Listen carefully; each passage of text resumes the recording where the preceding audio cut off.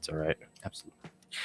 Greetings, you wonderful warriors of the broken sword. I'm Jonathan. I am Nick. And we are the Gosslings, a digital speakeasy of free thinkers, esoteric explorers, and authors. And we are kicking off something extra special tonight. We'll dive right into it. Ladies and gentlemen, ask and you shall receive. Welcome to Thirsty Thursdays. 100% live.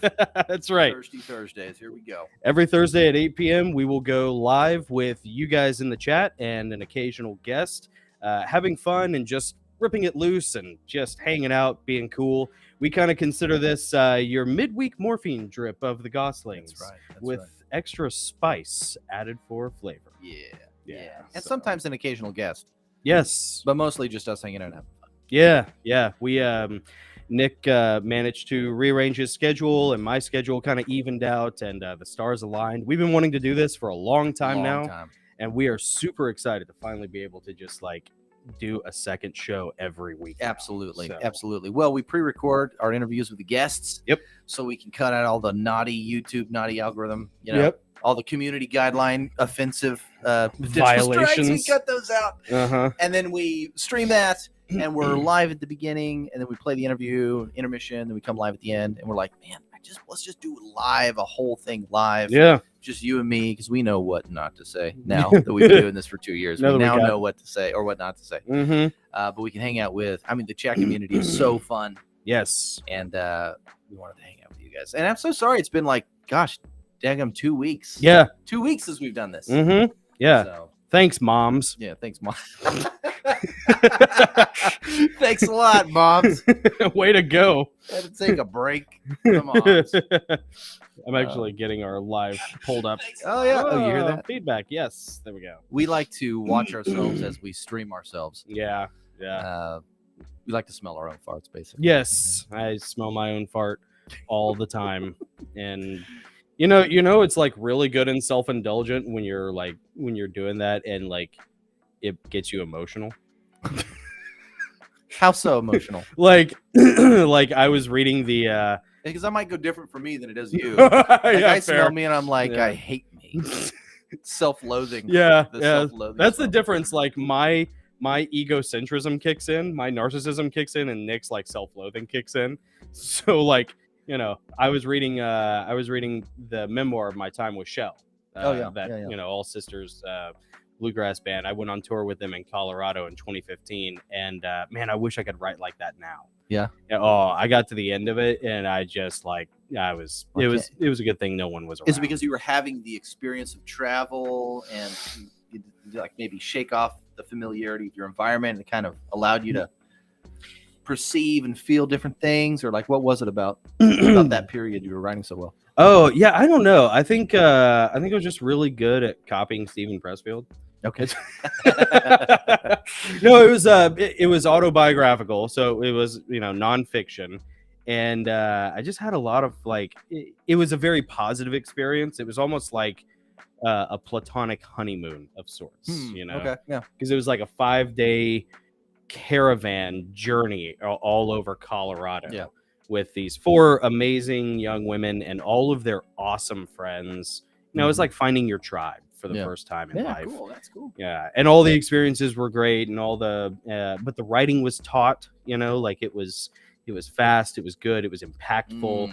Every word mattered. And then like I get to the end, and like the last 2 lines, I kind of compare it to, I think the lines were like, the Holbrook sisters they're a bunch of different things, but then like the last 2 lines are, they are lions on the shores of the Galilee, see how they roar, and it was like it hit. It was like that last cathartic hammer. Cool. And yeah, every time I'd read it, I'd just be it's so beautiful, I love it. And it's so self-indulgent. It's the most, Nothing wrong with that. Yeah, nothing wrong with that.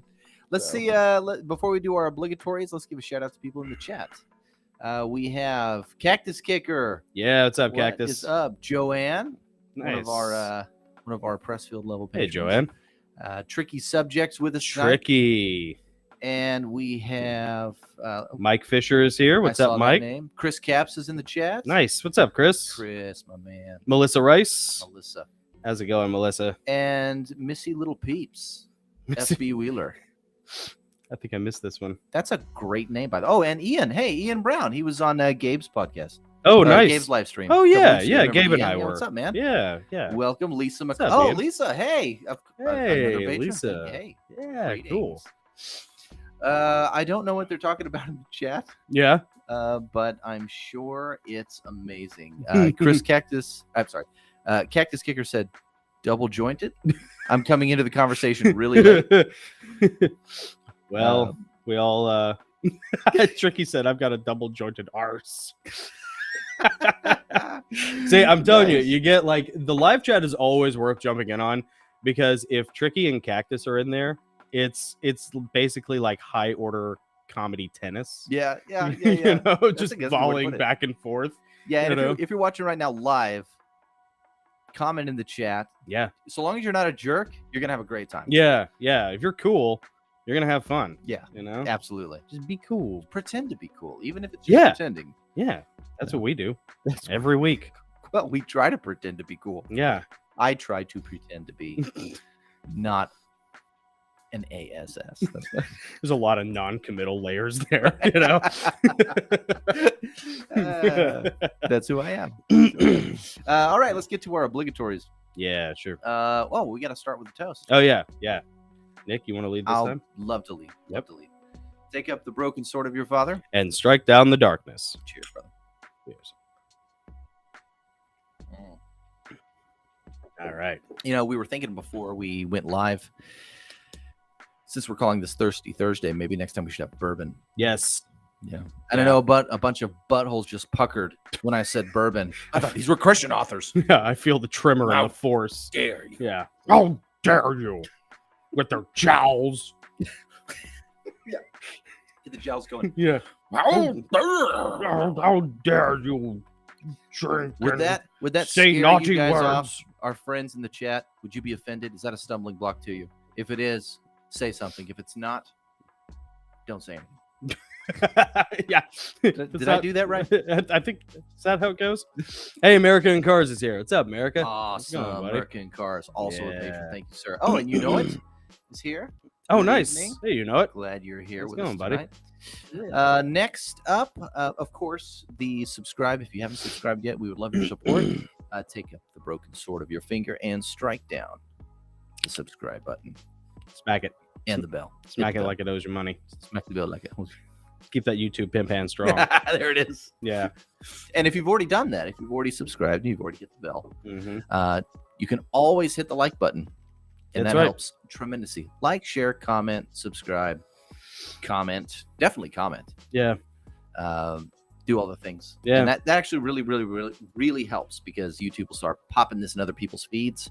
Yeah. And maybe they'll join us. Who knows? There's probably some really great, cool people out there that would love to be part of the community. I think so. I mean, I've seen a lot of comments here lately. You guys doing that actually has helped us, because I have fielded some comments lately from people over the past 3 weeks or so that are like, hey, you guys popped up in my suggested feed. I had no idea who you were, or I was doing a search for Gary Wayne, you know, or Derek Gilbert, you know, or Jesse Zabater. So it actually works. Yeah, which is nice. It does. So, It does. Lisa says bourbon sounds good. I agree. I agree. Nice. It does indeed. And then Ian Brown. Ian's awesome. He's a theologian, by the way. yeah. Ian Brown's a theologian. He says real Christians like C.S. Lewis would never touch alcohol. Oh wait. Yeah. He would also never smoke any tobacco, like a pipe. No. Oh. Never. That's like one of my. Ian gets it. It's one of my favorite anecdotes about C.S. Lewis is they talked about like he would forget to like put his pipe out before he would put it in his pocket of his like corduroy jacket, and it would like burn through the pocket. Burn the whole thing out. I identify with that. Joanne says, yes, bourbon, me not offended. It's 9 a.m. here. I believe she's in Australia. Yes. But it's 5 o'clock somewhere. It's 5 o'clock somewhere. That's true. My grandfather used to say it every day. Did he? Mm-hmm. Yeah, granddaddy. Yeah, he would always have, he called it his 4 o'clock. His 4 o'clock? Yeah. Oh, that's right. It was his 4 o'clock. You know, I used to, because he lived with our parents towards the end of his life. Yeah. And I was working at Starbucks at the time, and I would do the open shift. Oh yeah. And so I'd get off around 1, 2 o'clock. Yeah. And I'd be on my way home, and Dad's house was on the way home. So Yeah. I would stop at Dad's house, chat with Mom and Dad. Yeah. And then I'd go out on the back with Granddaddy. Mm-hmm. And I'd hang around, and right around 4 o'clock, the bourbon would come out. Free bourbon. He's like, "Hey, Nick, you want to sip of this bourbon?" Well, yes, I do. I'd love to. We had a lot of great conversations. Oh, I know, man. Oh, I miss that so much. Granddaddy was cool, man. He was a Korean War era veteran. I don't think he got deployed to Korea, but he was in the Air Force, air traffic control. Well, the war would have lasted. It would have been a lot shorter if they had deployed him. Yeah, I could see him there with his big Coke bottle glasses and his pipe, just being like, more B2s. It was very measured, very stoic. He was a Golden Globes boxer before he went into the Air Force. So quiet. Yeah. Quiet, and he always laughed like he knew a joke. But he wasn't saying it. Yeah. Yeah. Yeah. Yeah. It's so good. I can just see him like, we can hit that button now. Hit that big red button. That's right. Yeah. Yeah. That's actually really something that we could talk about. Like, who in the chat has someone like that in their life still? Yeah. An older person, a mom, a dad, a grandparent, an uncle. Yeah. Maybe it's a guy from church. Maybe it's an older guy that you work with. Do you have any mentors in your life? Any people that you'd love to just spend time with, or you get to spend time with on a regular basis? Let us know. There's a lack of that in men's lives. There really today. Is. Yeah. Yeah, men's mentorship, and this is something I've been talking with my buddy Nathan about actually lately. Consistent male bonding time. That's another thing that like Granddaddy's generation had that, you know, the subsequent generations have peeled off more and more until it's basically non-existent. Yeah, you know, these guys, I have the hardest time with friends my age. You know, I'm kind of the last guy who's not married and doesn't have kids and everything, so I get it in a way, you know, but we still have to make time. Yeah, there needs to be that consistent male bonding time. And, you know, I mean, honestly, if you want to look at like one of the, you know, reasons why the country is where it's at, I think that's a big part of it. Yeah. Do you like Neil Postman at all? Neil Postman, he's an author from back in the 80s and 90s. He wrote a book called Entertaining Ourselves to Death. Oh, really? And it was about how I've television, heard of that. Yeah, and it was written about television and how that changed the way we communicate. And everything went from the written word to the visual. Yep. And everything got truncated, so debates couldn't really get deep enough to solve any issues. Joe Rogan talks about that all the time. Yeah, it was like an entertainment event. Everything was entertainment. Really in the red corner, you have Tucker Carlson. Yeah. And in the blue corner, you have Anderson Cooper. Exactly. Well, he get this, and they're all gay. They are, by the way. He gave this really great example. So, like, Abraham Lincoln. Yeah. The Lincoln-Douglas debates. Yeah. They would go from town to town. Both of them, they would go to town together, and they would debate. Lincoln would talk for 3 hours. Wow. Man. Douglas would talk for 3 hours, and then Lincoln would have a 1 hour rebuttal. Mm-hmm. And then they would swap at the next place. Oh, wow. So you really had these huge issues. And people had the attention span. People had the attention span, and they would thoroughly vet everything out. They'd just go through everything. They'd be thorough about the issues, really talk about things. But now, in our presidential debates, you're like, all right, we have an immigration crisis. How would you solve the immigration crisis in our country? You have 2 minutes. Go. Yeah, you have 15 seconds before we break for honey bunches of oats and Charmin extra thick toilet paper. Yeah. So anyway, but to your point, you know how I love technology so much. I love technology. As more and more, as technology advances and becomes more entertaining and absorbs more and more of our time, men lose that free time to go and be with other men. We do. Started with television. Yep. Moved to the internet. Yeah. You know, now there's social media. Everything's televised. You know, we never leave our house. I know. You know? Yeah, we don't. You know, we just got, it's funny. This is like live action posting. We just got a new Patreon member, a lady named Dawn. Oh, sweet. Welcome aboard. Thank you. Well, she hasn't found us yet because the comment on our Patreon says, new to channel. How do I find the live streams?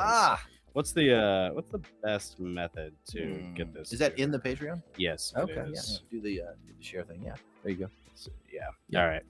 So while you're doing that, I'm going to read some of the comments. Yes, we saw some really good ones in there, by the way. Yeah, we have some funny. I have some really good granddaddy stories, by the way. Dickie Fuquay was a boss. You guys would really find it funny.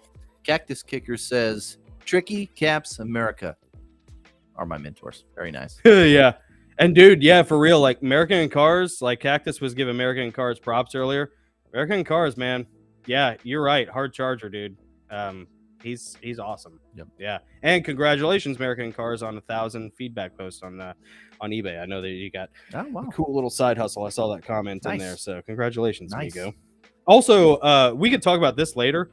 I do want to talk about this later because it ties into something. But American Cars turned me on to the new Kiefer Sutherland show, Rabbit Hole, and I watched it like all. I've heard it's good on Mother's Day. Yeah, it was cool. We can talk about that later. Okay. Put a pin in that. Put a pin in that. Yeah, we're gonna put that in the parking lot. Tricky Subject says, "I miss here." I'm gonna put it up on here on the screen, and I'm gonna go through most of these guys. So I'm gonna try not to miss anybody. I miss my granddad, former military, police, and boxing champion. Yeah. Man, that's dude, cool. Those are the guys. Yep. Also part of the vaudeville troupe in Barca during Second World War. That's cool. A man's man. God bless his soul. Yeah, very that's cool. Awesome. Don't you feel like a real kinship with those guys too? You know, like in a weird way, your grandfather is more of a mentor. If you have a good granddad, they're like more of a mentor to you than your own father in certain ways, because you're with your own father every day, you know, and so like there's almost like you're too close growing up with the day-to-day grind of being the child to really appreciate everything that your father gives you. The forest for the trees. Right. But your grandfather, for a lot of guys, you know, it's not as close, and so you get this remove that provides a lot of perspective and respect. Yep. So Melissa says my mom and my two aunts. Oh, that's cool. Or it could be aunts. Not sure how she pronounced that. Either way. I'm pretentious, so I say aunts. We go to dinner. It is kind of pretty. No, it's not pretentious. It's Southern. Is it? Yeah. You know what's funny? My old friend from high school, Will Piercy, told me one time. He was like, and for some reason, it always stuck with me. He said, "Well, aunts are something you step on. Aunts are relatives you have." And like for some reason, my ADHD OCD brain, that one little expression like stuck in there. So every time I go to say Aunt Linda or Aunt Audrey, I'm like, oh no, Aunt Audrey. The original Star Wars Luke Skywalker would Aunt disagree. Beru. Does he say Aunt Beru? I thought he said Aunt Peru. No, he probably does Uncle say Owen and Aunt Peru. Aunt Beru, yeah. Or Beru, sorry, not Peru. That's a country. I'm an idiot. South American Skywalkers. I mean, they're still pretty high up. It's good elevation in Peru. You know. Playing it loose, folks. Anyways. We go to dinner once a month. They are some of my most fun, genuine, honest ladies. Absolutely 100% love hanging out with them. Very cool. You gotta have those people in your life. Let's see. What else do we have here? Will Bentancur is here. Hello, Will. Will, good evening. Thank you for joining. Ian Brown. Here we go. My granddad led me through all the rites of passage. Man, cool. Taught me how to shave. Pep talk before my first date, etc. Pentecostal preacher for 50 years. Wow. Miss him every day. That is cool. Yeah. Ian. That explains a lot about it, like how based Ian is. Yeah. Yeah. Yeah, that reminds me of my grandpa Lewis. He was Assembly of God preacher. You were just talking about him before the live stream too. Yeah. He was like that too. He was fun. He was super quiet. Assembly of God preacher, but he was super quiet. Mm-hmm. Big outdoorsman, woodworking, hunting. He taxidermist. He was like really seriously into like the mountain man type stuff. Yeah. And I mean, like this is not manufactured. We literally were just talking about this like 10 minutes before we got set up for the live stream. You were telling me that you had a picture of you with Grandpa Lewis. Yeah, I have it actually right here. When you do you really? Yeah, you want me to grab? Yeah, grab it. Yeah. I think and Nick's Grandpa Lewis is a big inspiration behind. Oh, that's awesome. Isn't that cool? All right, this is kind of hard to see. It's a computer printout. I'm gonna hold it up to the camera. It's my Grandpa Lewis. This is a great picture. All right, let's see. Can I get it to focus? Can we get it to focus? Come on, camera. Come on. Just Can I get my face out of the shot? No. Anyway, not working. So it's like him holding you and our eldest brother BJ, right? It's my grandpa. He's kind of crouched down on one knee. He's wearing a buckskin shirt and pants from animals that he hunted, and he tanned the hides and made the clothes. He's wearing like a beaver pelt hat, also that he made. He's got like he's got a little like 5-year-old kid standing next to him holding a tomahawk. That's my older brother BJ. I'm the fat baby on his knee with no clothes on, because obviously it was scorching hot that day, but he still got decked out in all of his stuff. He's got a knife that he made. By the way, the tomahawk and the knife, he made those. I mean, he's just that type of guy. He just loved that stuff. Yeah. He'd go out into the woods for, a week, 2 weeks with his friends. They'd all get their garb on and go out and that's cool. Survive, because that's fun. Yeah. I think he also... Anyway, it was cool. He also was a big inspiration behind your woodworking stuff. Yeah. And a lot of that led to, we can tell this story, if not tonight, then another time, of you building your very first sailboat. Yeah, it's a story. That's a good story. That's a classic, Jonathan. It was my first adventure. and only one thus far. Yeah. Yeah, my first and only one. We can get to that. What's going on in the chat here? Yeah, scroll down a little bit, because there was a prayer request from Will Bentaker about yes. Yeah, that's the one. I'm gonna put it up on the screen. Yeah, just for everybody to see. Let's see. Shalom, tricky cats need prayer. I qualified for a VIP character development and voice acting class along with commercial narration, or commercial and narration. I don't have a lot of support in my house. Well, everybody will pray for you. Yeah, man. Will. And honestly, in a weird way, like this can kind of help people and sometimes kind of not, but I really kind of firmly believe that if God wants it to happen, it'll happen. Yeah. I mean, that's art. Yeah. Yeah. And Will, too, you mentioned your significant other and kind of this new thing that you're setting out on. When I was writing the Travelers League, the kids book series, I was kind of worried about that same thing. I'm like, is this going to totally absorb me? Is this going to, are they going to get frustrated that I'm always doing this and not with them? I dedicated the time to writing what I did. I got up at 4 o'clock in the morning, and I'd write for 2 hours, 3 hours, and I'd be done with my writing for the day before they woke up. And I didn't talk about it, didn't do anything. Got the books published. Eventually took a long time of doing that, not saying anything. And then the book sales started happening, and people started commenting. People started leaving good reviews, and my family would see those and oh wow, it's working. Right. You're doing this is great. Yeah. I did it in a way that didn't inconvenience them, and then all of a sudden, when it started getting results, they were really proud of that. They were a lot more supportive. So I don't know if that helps at all. It gives you perspective. Situation's different. You have to mitigate expectations with family. When I wrote the first Heavenly Realms novel, it was massive, and I burdened everybody in my family with reading it. And I used to get frustrated because I was like, "Oh, no one's reading my book." It's yeah, of course they're not. It's 1147 pages long. It's also not that good. And your family doesn't owe you anything. I had to remind myself. Right. Yep. And so you learn to mitigate your own expectations while still pursuing the thing you want. And it's a lot harder without any sort of support network. And a lot of times for stuff like that, you really have to reach out to other artists, people outside the home, who don't see you every day, who, aren't being told to take out the trash or are wondering, where they're going to pay for their taxes, this year, and all that normal day-to-day stuff. And people who understand it also, So yeah, man, you'll be fine. Trust me. Really. If you just keep hammering away at it. I mean, Stephen Pressfield, he wrote for 30 years before he got The Legend of Bagger Vance published, which was his first published work. Yeah. So 30 years of writing. Yeah. It's a long road. And don't get us wrong, Will. We're not saying you'll be all right. Yeah. And not pray for you. we'll pray for you. Oh yeah, because it is a struggle. It is, and you need support, and you need to know that you have people on your side and people who have been there, and you're not alone on that. Yeah, absolutely. Yeah. So 100%. We got your back, buddy. Yeah, man. Thanks for sharing that, by the way. Yeah.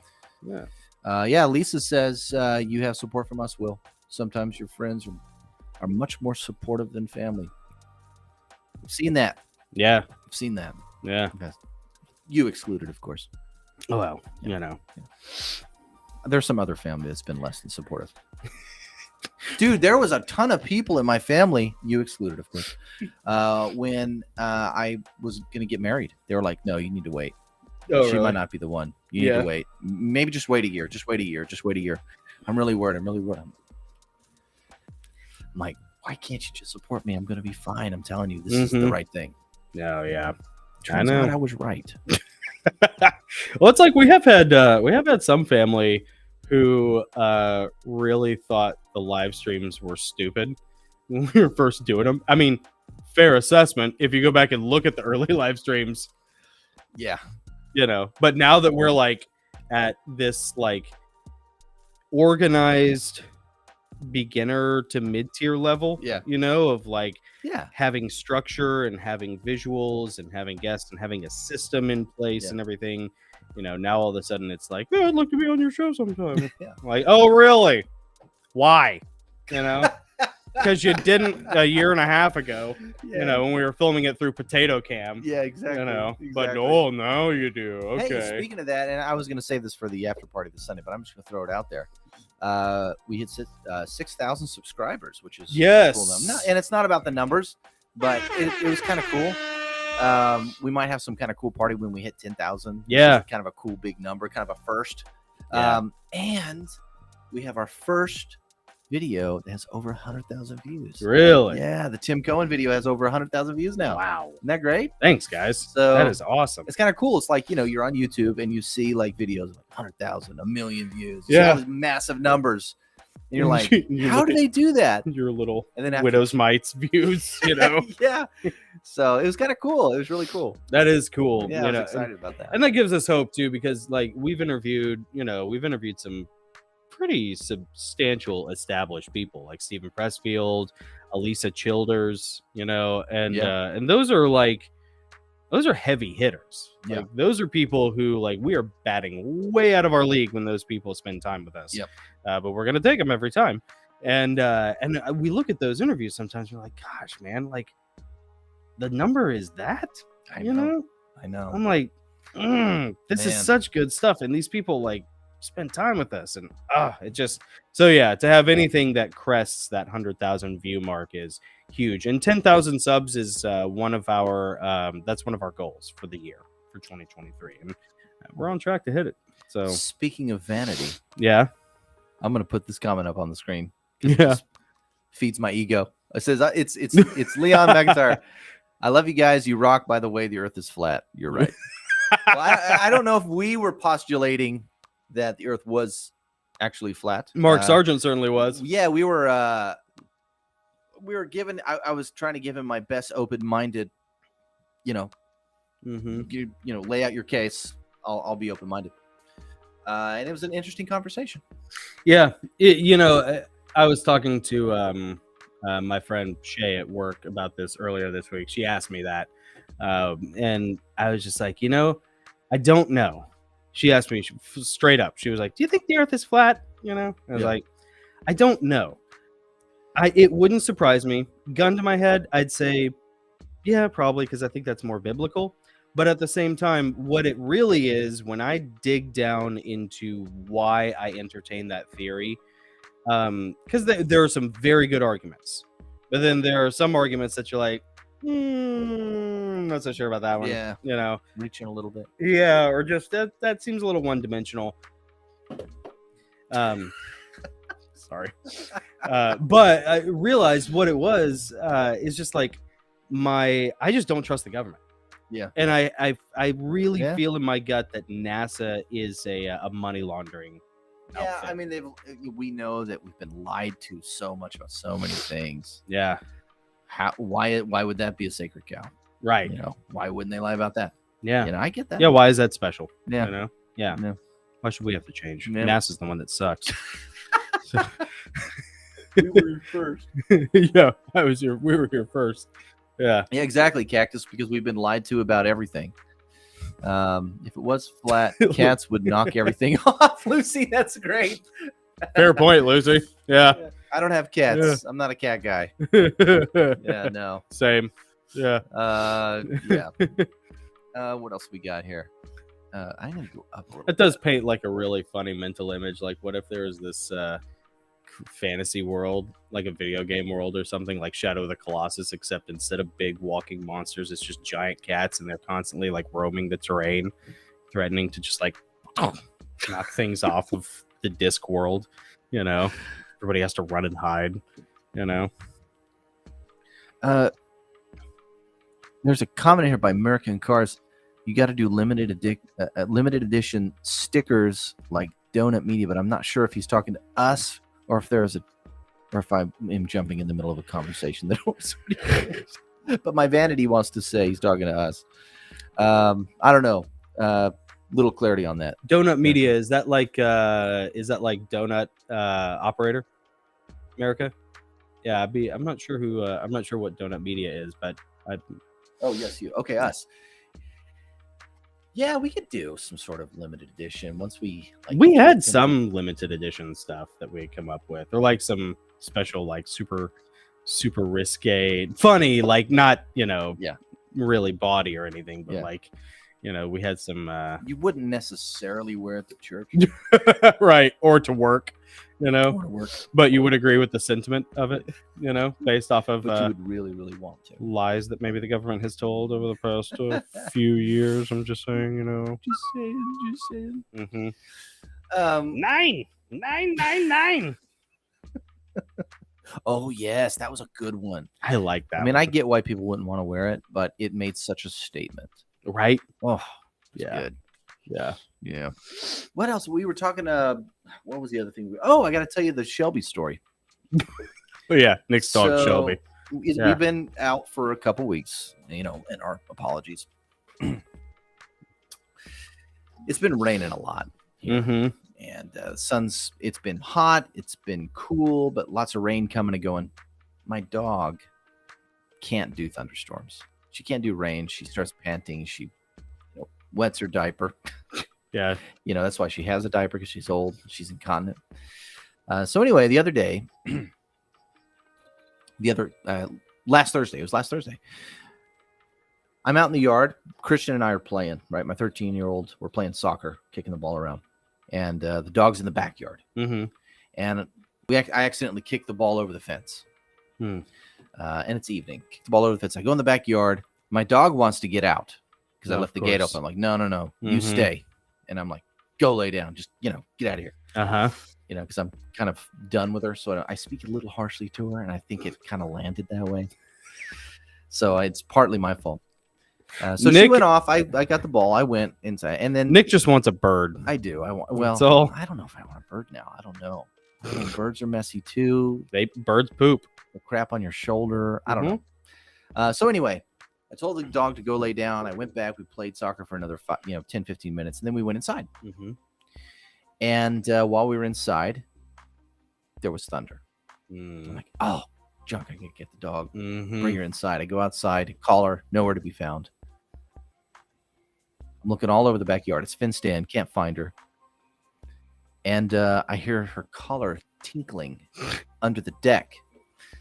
And there's only one little hole she can crawl through to get under the deck. So she's under the deck and she won't come to me.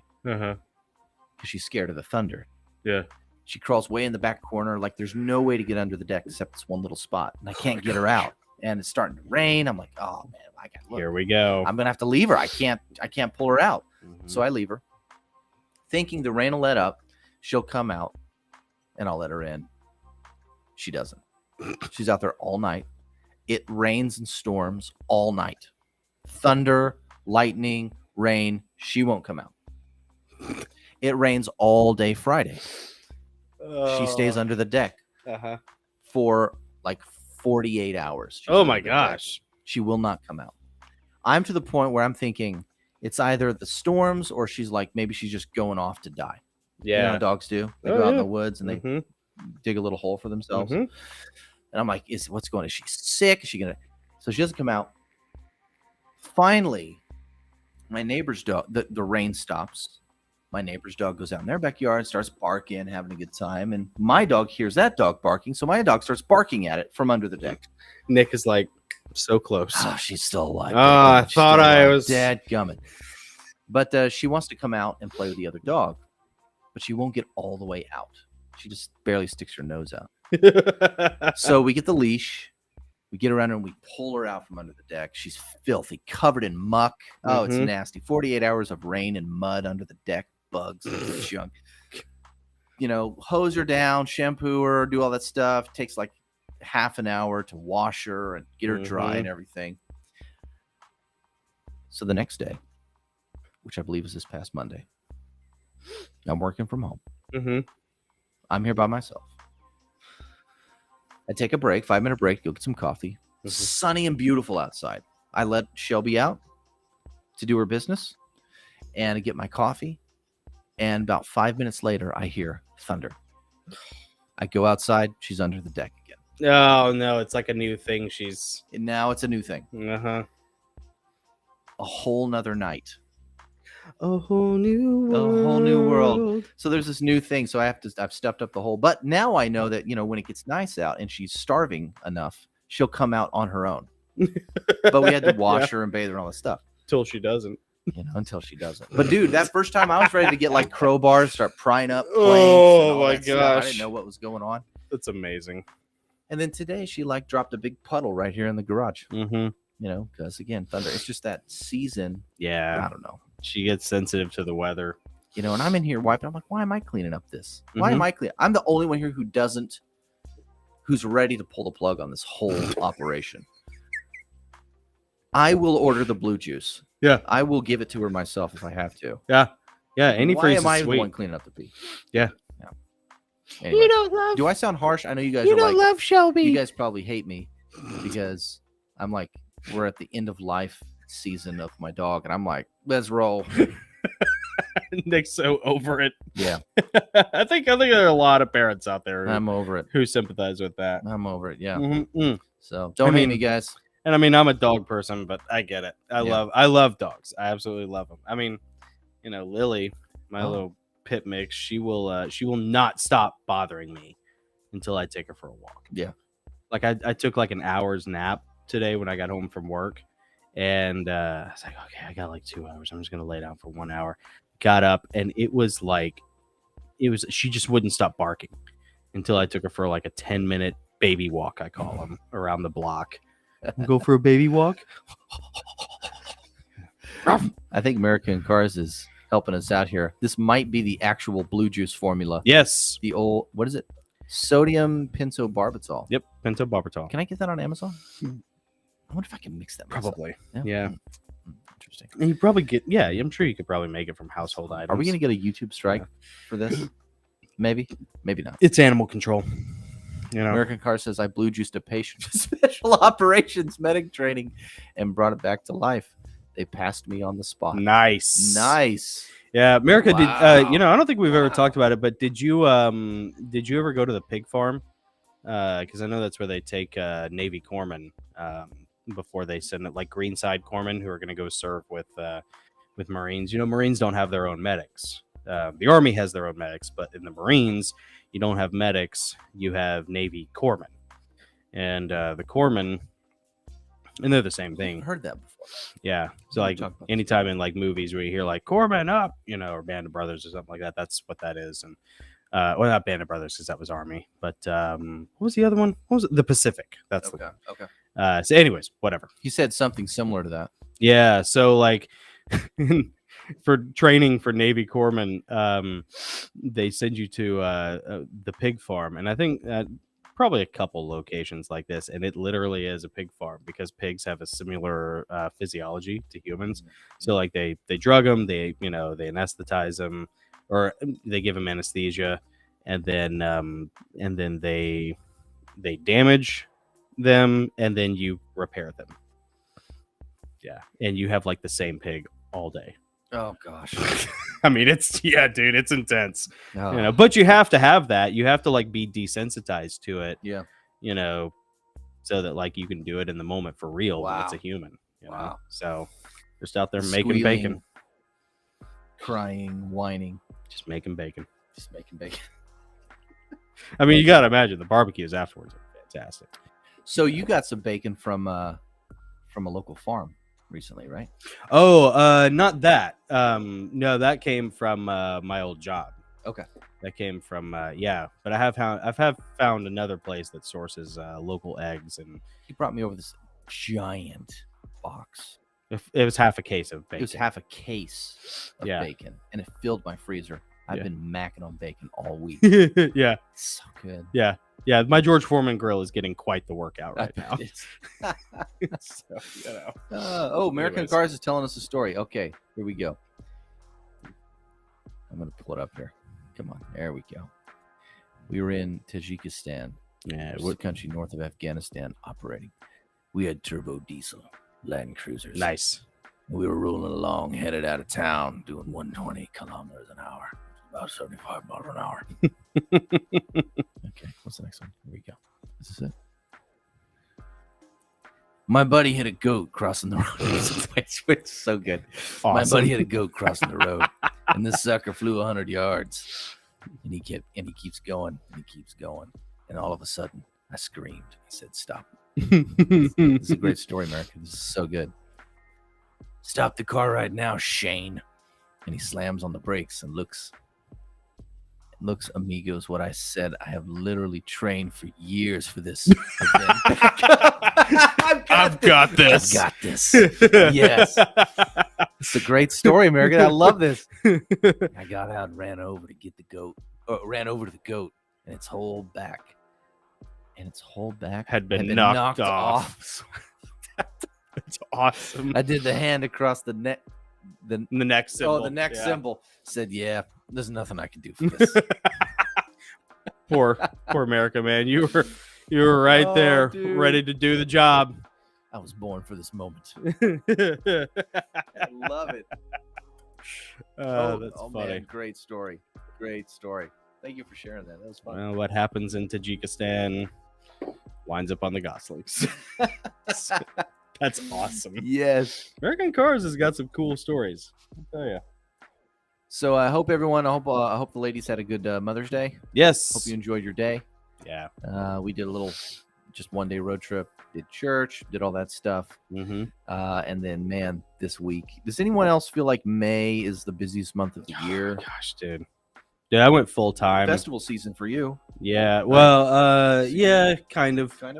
Yeah, there's one festival in downtown Franklin that we do, but I went full time this week, and it's like the second I go full time, all of a sudden every day is like an 11-hour day, 11, 12-hour days. Yeah, but yeah, it feels like Friday.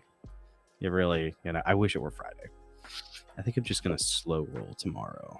Tomorrow's gonna be an admin day. There you go, admin day. Dude, Friday. I've been outside every day trying to fix things. And then you go home and it's like, I don't want to fix anything around the house. No, and the dog has to get walked. Oh, yeah. She will not leave you alone. She's got that pit bull stubbornness, and she just will not leave you alone until you walk her. So, anyways. Tricky said, I did the same thing with a lady at the local supermarket, but I don't know if he's referring to a hand across the neck or tip of the spear. Not sure what you're...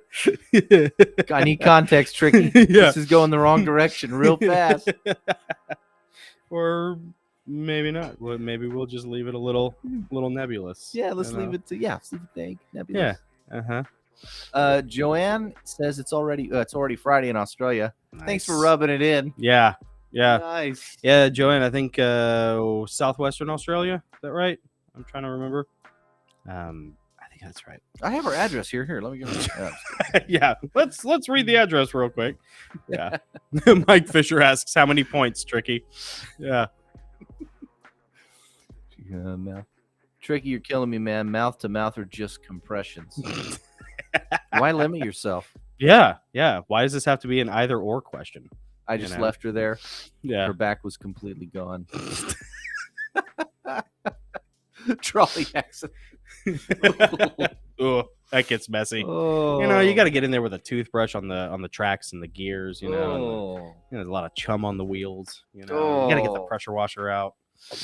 You know, yeah, it's rough. And you know, that's why like we should have never done away with child labor laws, because you could have got some like street sweepers. Yeah, some Dickensian urchins out there. You know, little team, because they're tiny, so they can get to them. Yeah, you know. They're small enough to get under the trolley. Yeah. With a toothbrush. Yeah. And if you lose a few, you know, were they really going to make it through the winter anyways? Just go to the workhouse and get some more. Yeah, just go to the orphanage, round up some more. So it's like Home Depot at 6 a.m. Clean up. Sorry, I'm laughing at my joke. That sounds really good. They got busted, didn't they?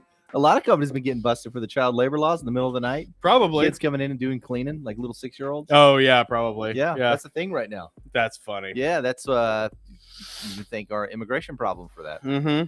Well, I know that like in the maintenance and security world, you know, or in the maintenance and like construction world, if you need a bunch of day laborers, just go to Home Depot at like 6 a.m. They're all out in the parking lot. Oh, yeah. So, so I guess it's like 18th century, 19th century. It's like that, but with the orphanage. Just show up to the orphanage at 6 a.m. You know, was it Julie's dad, our sister-in-law's dad? I think when I was down in Lampo, I think he did that. He had like a special job he needed done, like around his house.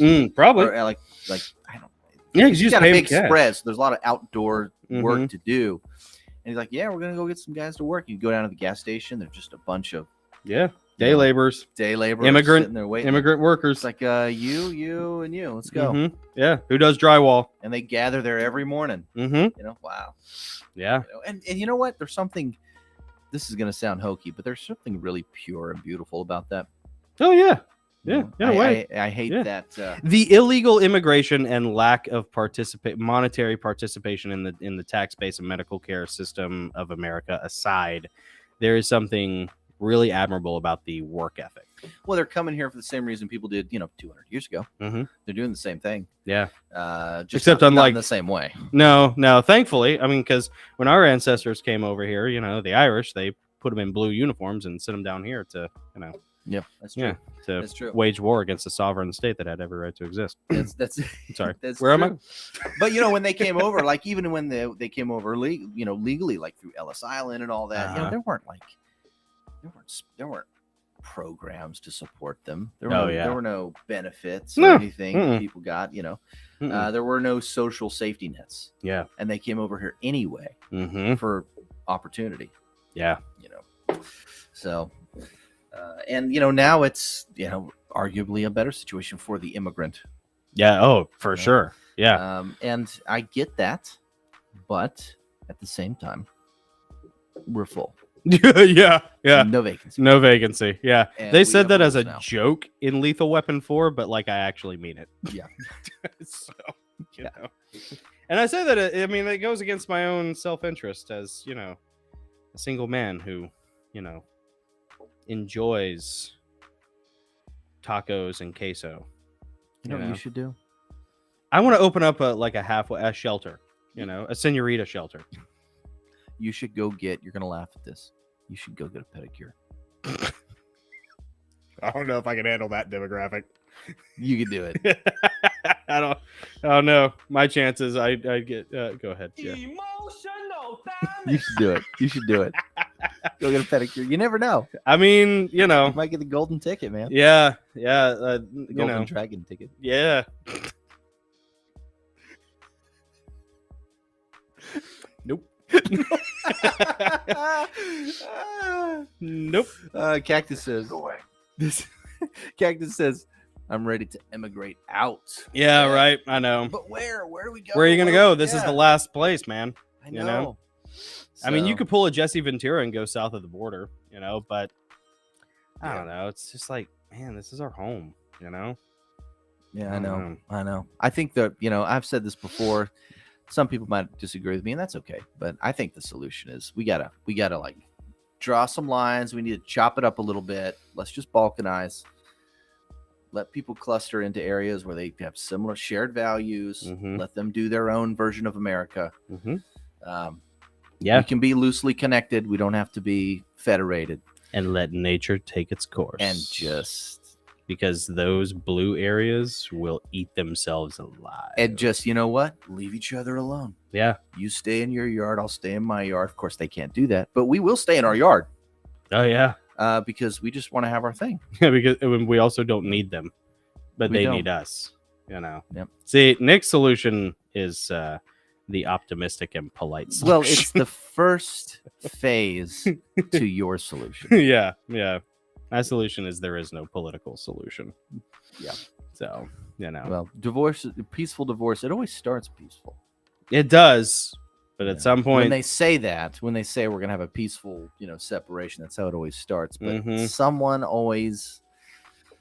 ends up fighting over the dog. There's always a Archduke Ferdinand. Yeah. And then the whole thing kicks off. But yeah. And then it's game on, baby. Yep. I'm getting Cactus, America, Mike. We might have to relocate for a little while. I'm just saying. That's all right. And then then it'll be fun. We'll be living our purpose. What are we gonna name our area of the country?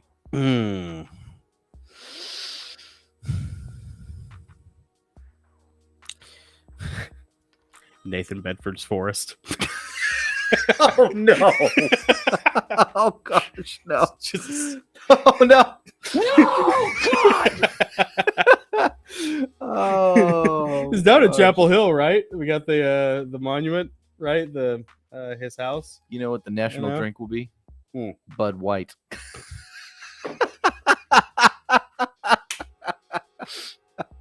Yes. Yep. Gossland. I like that. Gossland. We could do it. I know some Gossland. Yeah. I'm not gonna yell it though. I'm not cool like that. Yeah. Let's see. Looking at the comments here. Let's see. Man, thank you guys so much for a Thursday night live stream. Don't have a guest. This is a lot of fun. I love the comments. Scroll back up. There was one from Mike Fisher. There it is. Yeah.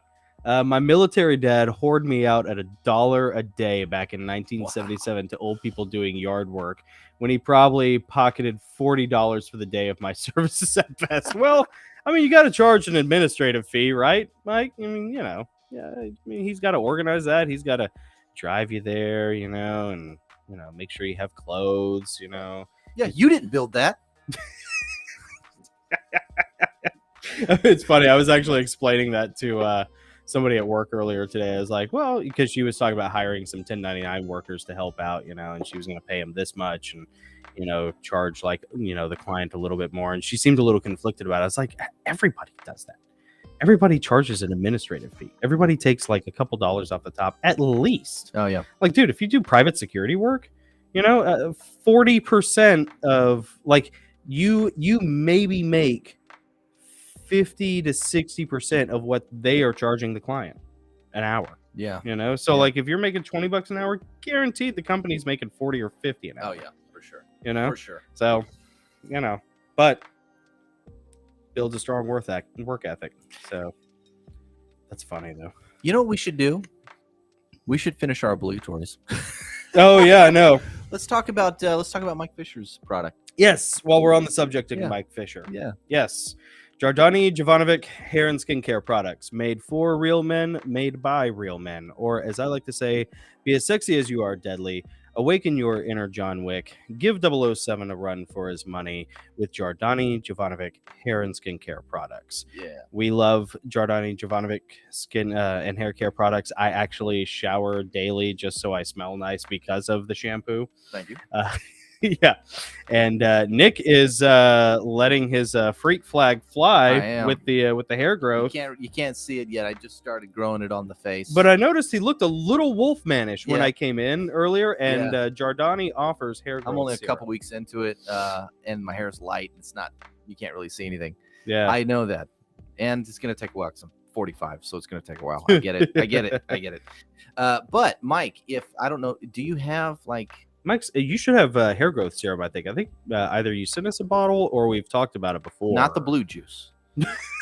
Yeah, don't get those mixed up. Not the sodium something barbital. Shelby gets really hairy and you're hospitalized.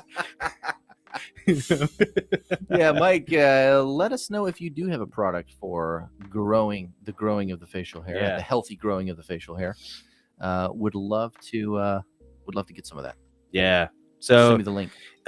Everybody should check out JardaniJovanovic.com. That's the place to go, and give Mike Fisher some love. He is the owner of Jardani Jovanovic Hair and Skincare Products, and he's been a great friend of the channel. We've talked on the phone a couple times. We're usually texting, or you guys will send me Instagram messages, which I'm so sorry. Like I hate Instagram so much. I barely check it once a day anymore, but I do check it. I'm the same. Yeah, so we might have to revert back to texting, dude. I'm like one step away from phone on the wall and an email address. Yes, I really am like one step away. Yeah, that's it. I've been off social media since like Lent. Yeah, since Lent kicked off. But I do check Instagram and Facebook messages. I don't scroll. I don't comment. I don't like. I don't post. I don't do any of that. But once a day, I'll go in and check and see if I have any messages. Yeah, and it's a good way to be. Yeah. It gives you something to look forward to, and it compartmentalizes your life a little bit. I'm all about lines of communication. I'm not about the slow drip. Yeah, I'm not about the scrolling and the posts and the memes and all that anymore. This is too much for me. By the way, I wanted to scroll back down to hold on. Sorry. Somewhere in here. It's somewhere in here. Let's go back down to Touchstone. Let's see. There it is at the top. At the top. Thank you, sir. This one. Okay, I did. Where'd it go? This thing is so choppy. There it is. This one. Hello, Touchstone. Touchstone says, "Hi, I'm a new subscriber and just got Jonathan's first book. Awesome. In the series on Kindle. Greetings." Thank you, Touchstone. Thank you so much, Touchstone. Man, I hope you really that's awesome. I hope you really enjoy it. The Kindle version was always a little tricky to format, but I think it worked out okay. So if it sucks, let me know, and I can see about like getting you a paperback copy. Yeah. So, there you go. But man, thank you, Touchstone, and we're happy to have you. Absolutely, man. Thank you, and welcome to Greg Walker too. He says, What's "Hi, up, everyone. Greg? I'm new to the channel and really appreciate and am blessed by the content you're sharing. Thank you. Joining late and just wanted to say hello. Good vibes here. Yeah, awesome. Nice. You're in the right place, man. Yeah. We do Sunday night live streams, which are very structured, and they're interview based, and we do a live intro, and then an intermission and an outro. But then we've wanted to do these like Thursday night streams, and we've done a few of them where we've interviewed guests, and they've been really fun. We're going to continue to do those as we can, but also we just wanted to be able to do these once, or every week, if nothing else, just to like have fun. Yeah. Just to talk to you guys and interact. And like, these are like the Thursday night streams are not like super structured. It really is just us like hanging out. We might have some news stories. We might want to tell some funny stories from our childhood, or whatever, or just talk to you guys. But the Sunday night ones are going to be great. This upcoming Sunday, we are doing an Illuminati after party. So it will be like another version of this, but actually a little more structured with some content. Yeah. So we'll do a reaction video. I think it's my turn to play one for you. Oh, nice. I'll set up a reaction video for you. We'll do the comment roast. Yeah. That we do. Yeah. And there'll be a couple other things we do. Dude, the comment roast is gonna be so good. Roast, dude. You guys don't so fun. Like anybody who's watching this who's ever like left a nasty comment, you don't understand like how much you're helping us when you do that, because like, dude, we read those and we're just like, oh, this is gonna be great for the Illuminati after party. Oh, if I knew that if I made a negative comment on someone's YouTube channel and I knew that their next live video was just going to be roasting my comment. Yeah, just ripping me apart for it. Yeah. It would make me a little hesitant. Yeah. For sure. Yeah. So we're going to do it as long as we can. Some people really get a kick out of that, though. They like the attention. So yeah, I know. Maybe this is the place for that. It's like it weirdly works for everybody. Yeah, it'll be fun. It'll be fun. But we are interviewing Sunday. We're recording an interview. Yes. With the great Stephen Pressfield, back for our quarterly fireside chat with Uncle Steve. Yes. And let's do the Cothon. Speaking of Stephen Pressfield, these you guys have heard us talk about these before. This is the Kothon Spartan mug. This is handcrafted by Joel Cherico at Cherico Pottery. Go to ChericoPottery.com. Check them out. This is a replica of what the Spartans would drink out of. Yeah. And they're beautiful. They're durable. They're hand-painted, handcrafted, every single one. But he made these. Joel Cherico made these in collaboration with Stephen Pressfield. Yeah. Because of his work on Greeks, the ancient Greeks, but the Spartans in particular, and his just kind of expertise, kind of a subject matter expert because of the books he's written about it. So he was able to weigh in on what these things probably looked like, because we really don't know beyond what was written about these. Yeah, there are no archaeological artifacts of it. And Joel has worked with Steve in collaboration on other things, and I think they, for a while there, they had an auction website called Damn Fine Books and Mugs, I think was the name of it. You can find it probably on ChericoPottery.com or StephenPressfield.com and either of their social media. I know Joel Cherico had it on his Facebook page, and it was really cool. They did them for all of Stephen Pressfield's other books, like his motivational stuff, like The War of Art, Do the Work, his latest one, Put Your Ass Where Your Heart Wants to Be, and just all of his, The Authentic Swing. And so they like collaborated and they made thematically coinciding mugs with the books. And so yeah, they're buddies, and like it makes perfect sense. They're a great team. So Tricky says if you put 300 of these mugs together, they're unstoppable. I agree. Well played. And Ian says, let me take it a minute here. Is this the right one? No, that's not the one. I'm going to get back to that comment, Cactus. I'm going to get back to that. Here we go. Come on. There we go. Ian says those mugs look like they boost testosterone. Yeah, they do. Yeah, they do. As a matter of fact, if I can get some hair growth serum from Mike, put it in here. I'll apply it with the mug. I will literally drink it from this mug. Yeah, just pour it on my face. think him drinking from the Kothon mug is what has maybe accelerated the growth. Could be. Yeah. Maybe next Thirsty Thursday we'll put something of substance. Yes. Something of some manlier substance. Yeah, maybe that's what we should drink out of these on Thirsty Thursdays. This is perfect. That's a good idea. In fact, you know what? I think we actually talked about that, and then I forgot. Okay. Yeah, I don't know what to tell you, people. Look, we're trying. Yeah, we're trying. I don't know. I'm a child. So. And then Joanne says, it's fantastic to interact with you gentlemen this way. Thank you. Thanks, we Joanne. enjoy it. We're glad that you're here. I know that like time difference makes it really hard. We got a lot of friends like you guys who are in Commonwealth countries like Australia and England, and then I think we have some in Canada, and the time zones are all over the place. So like I know Tricky stays up really late to hang with us. He probably has already gone. No, he's still there. Yeah, Tricky's here, man. He's still here. Yeah, nice. And I know that Joanne, it's super early. It's probably a 12-hour time difference, something like that, a 14-hour time difference. So we know it like doesn't coincide with everybody's schedule. So we really appreciate anybody who makes time to hang with us. Absolutely. Yeah. Mike Fisher. Ian says, put that bourbon in there. Yeah, I think we will. Right. And Mike says Blanton's. Yep. Mike, I had every letter. You'll know what I'm talking about if you're a Blanton's fan. I had every letter except A. Did you really? Yeah, I had every letter except A. I had like Nice. 3 N's. Didn't need the extra one, but one of them was a gift. So I got really close. So, there was also we were talking about the comment roast. Oh yeah. And somebody mentioned, I think I passed. Let me get back down here. Somebody mentioned a comment on, here it is, Cactus. Going back to Cactus's comment. Check the stupid comment on Gary Wayne. Some guy critiques a mispronunciation right out of Gary's entire corpus of I remember that comment. Scholastic endeavor. Yeah. 800-page tome of 20 years worth of research, and welcome to the internet. Yeah. Where some feckless loser nerd gets in there who has probably never accomplished a thing in his entire life, and it's definitely a he because there are no girls on the internet. No. Have you ever heard that rule? That like old 4chan rule, there are no girls on the internet? No. Yeah, it's really funny. Oh. Yeah. It's like old school internet. Anyways, but yeah, it's some dude who's just like, I don't remember the exact word. We'll find it. But it was Gary like pronounced it a it certain way. was like cognitive dissonance. It was some like, $10 word that like most people never use, let alone know how to pronounce correctly or not correct.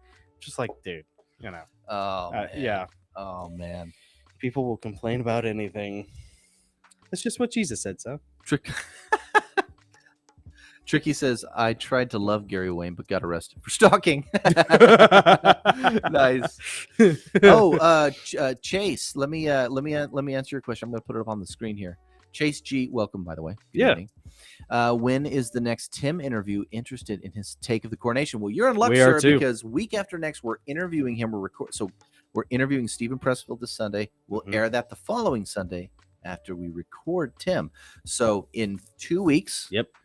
2 weeks from Sunday, we're going to be airing our interview with Tim Cohen talking about the coronation. Yeah. We asked him to come back and do that. So we're going to interview him on May 20th in the following June, the first Sunday in June. Yeah, whatever that is. We're going to check our calendars. Yeah. Check your calendars. I'm not going to. Robert Lougheed. Maybe it's Lougheed. I'm not sure. He's a little farther up in the chat. I can see most of his comment in here. It says, Heidi ho, compadres from, and then I don't have anything else in there. So I'm wondering if we can find where he is. We can. First, hello, Robert. Second, I am trying to figure out where the rest of your comment is. And YouTube, like on the iPhone, doesn't show you all the comments or the comments in their entirety sometimes. I think I found it. Bring it up here. Come on, there it is. Okay, well, is that what you had? Yeah, that's what I have too. Howdy ho, compadres. Where are you from, Robert? Yeah, where are you from, Robert? Where are you watching from? Let us know. Let us know in the chat. Let's see. I don't like if I get it sweet. Yes, awesome. Man, there's some great. There's a whole conversation, a whole sub conversation, like a sub thread that haven't been able to follow in the chat. Lisa McLeod says, I was going to get one of those mugs, but I really don't want a hairy face. I'll leave that for you guys. There you go. Fair. That's fair. That's fair. Yeah, much understandable. Yeah, I'm gonna go for the homeless look. Yeah, the hobo. Walk into work one day. Mm-hmm. All of a sudden, you know how it is, like when someone starts trying to grow facial hair, you don't notice it at all until it's all there. You're right. And like, whoa, when did you grow a beard? Mm-hmm. Thanks for noticing. Dude, the only way that I could like grow one comfortably was when I had my night job. So no one saw me. Yeah. So I could go through like beard puberty. That's what I'm doing right now. Where it looked like that, Someday I won't have to squint to see it. Right, yeah. Or just like it grows enough to like grow over the patchy parts. Yes. That's what I'm looking forward to. Yeah. You can kind of like I'm looking forward to knowing where the patchy parts are. And then yeah. Going over there. You'll get there. But it takes a while. My comb overs. Yes. And then like the problem goes in the other direction where like you start chewing on your mustache hairs. I've done that. Yeah. Oh yeah. Yeah. Oh yeah. Yeah. Very annoying. And then you look like hobo Santa Claus. Well, you could twirl them out. Yeah, that's what Todd does. Yeah, but after a while they start like curving down. You really have to constantly work them. Yeah. I tried, but it wasn't a good look. That's what I like about Ginger Patriot is he's got that awesome mustache, and he'll put wax on it. Yeah. Take a little It'd be fun to have him back. I know. Oh, he'd be a great guest on Thursday. He would be a good Thursday one. Yeah, because we could have him in the studio. Yeah, that would be fun. Yeah. Our old interviews at Ginger Patriot are great. We should go. Except there's one that has questionable audio. Oh, by questionable, I mean you can't hear him. Yeah, but we got that fixed. We did. Yep. Yeah, it's always it's funny, man. When you have a day job and Nick has a family and I have my own thing going, like it's tough to like game solutions for a lot of that stuff. But yeah, we're getting there. What else we got tonight? What else we doing? Let's see here. Oh yeah. Captions. Come on. We probably should talk about something of substance at some point. Let's see. You want to talk about the Patreon? Yeah, I like the Patreon. Where is it? This one? Yeah, this is the one. I don't know. You made them. Let's talk. I mean, the Patreon. How are you supposed to smell your own fart if you don't even know what it smells like? I don't know. Trust me, you'll know what it smells like. Fair. It smells like self-loathing. We talked about this at the beginning. It smells like bourbon and self-loathing. So if you're not a patron and you want to be, you can use the QR code. You can go to patreon.com/the Gosslings and join our amazing community there. A lot of the people in the chat are patrons, and you can join us over there. There are multiple levels. The Orwell level and up, they all get exclusive interview content. So when we record an interview, usually about a quarter to a third of it is reserved just for our patrons. That's typically stuff that we talk about that could get us in trouble on YouTube, so we reserve that for just the patrons. And so totally worth it there. At least check it out. And there are a host of other perks and benefits. You can go through those levels, check them out. But we'd love to have you in the community there. And if it's not in your price range, hey, we get it. We'd love to have you in the live chat. We'd love to have you here on Thursdays, and then also on Sundays when we're streaming with our guests. We did have like some people get a little bent out of shape that we put portions of the interviews behind the paywall, and we do that we have to live in a world that requires money, unfortunately, for now. If you want to operate within the boundaries of society, then there you go. That's just part of it. You pay for your Bibles, like, how would you put God's word behind it's like, oh my gosh, whatever, dude. I mean, you went to Lifeway or Amazon and you like bought a study Bible. So whatever. But also it actually started out with us needing to find a way to protect the channel from an editorial perspective with the interviews that we had, because we did get 2 channel strikes, one from Gary and one from Ginger Patriot, on top of like a warning that we already had. So we were like right on the line. You gotta be extra careful. And so it's just a way for us to like protect the channel and to help fund the channel so that we can get a new computer, so that we can at some point, so we can get like, a different kind of gear, table and microphones, and, just like, I'd love to get new microphones at some point too. And, Nick's got a family. I mean, we're all, everybody's got lives. So, if it works, great. If not, well, it's like, dude, you still got 2 hours of Gary Wayne. Like, I don't think every one of our Gary Wayne videos are at least 2 hours long. At least. And we have probably another 1 to 2 hours of, probably more than 2 hours of exclusive from our past couple of Gary Wayne interviews. We just started doing the exclusive thing on Patreon at the end of last year. And we've had him on several times. And so it's you should check it out. It's great. All of our guests, we reserve a portion of it just for our patrons. It's worth it. To our patrons, they seem to really enjoy it. I haven't posted the schedule for June. I need to do that. But you can see our upcoming guest list. There's like merch that you get at certain levels. There's all kinds of stuff. So hope you check it out. And the guest list is something that's worth checking out too, because we do get a lot of people who ask, like, when's Jesse going to come back? When's Gary going to come back? All these different people, and we do have those planned. I'll tell you, man, it's really, really easy to overbook. Not necessarily like double book or make a mistake, but just like when I started booking guests in January, I had them booked out through May. That's like how aggressive I was with booking, and we've been really fortunate with all the people like Brian Godawa, Derek Gilbert, Jesse Zabater, and Gary Wayne, and just all these awesome people, who John Howler, who have come on or they've come back. Most people do come back. I don't think we've ever had anybody say no to coming back. I don't think so.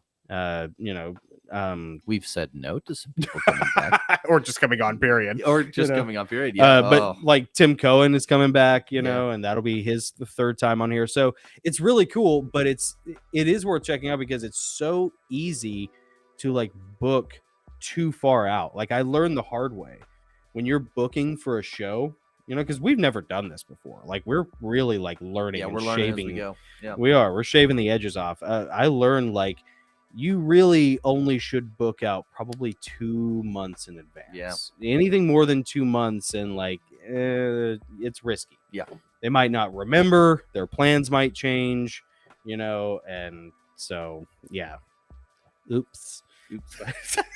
But everybody was cool about it. So Ron Moorhead was great. Jesse Zabata was great. Mark Sargent was good about it, and so like, I mean, most people, this is what they do. So they're professionals and they put up with us. Absolutely. They make the rounds. They're, and what was really cool, I don't know if you guys saw the last interview we did, but we got an amazing compliment at the end of it. Oh, we did. Yeah. That didn't make the public version. That part wasn't in the public version. That was Patreon only? Okay. Yeah, that was Patreon only.